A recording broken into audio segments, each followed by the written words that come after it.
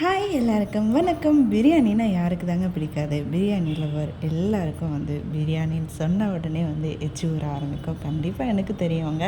அது ப்ரெக்னென்சிக்கு அப்புறம் பார்த்திங்க அப்படின்னா நம்ம ஹோட்டல் போய் பிரியாணி சாப்பிட்ணும் அப்படின்றது கொஞ்சம் நினச்சி பார்க்க முடியாத ஒரு விஷயந்தான். அப்படியே நம்ம போய் ஹோட்டலில் சாப்பிட்டாலும் நம்ம பேபிஸ்க்கு ஏதாவது ஒரு அன்கம்ஃபர்டபுளாக ஃபீல் ஆகும்போது நம்மளுக்கு ஒரு கில்ட்டி ஃபீலிங் இருக்குங்க.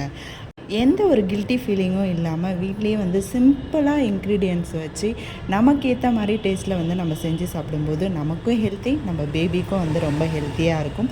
ப்ரெக்னென்சிக்கு அப்புறம் இதை சாப்பிடாத அதை சாப்பிடாத அப்படின்னு சொல்லிட்டு நிறைய பேர் அட்வைஸ் சொல்லுவாங்க.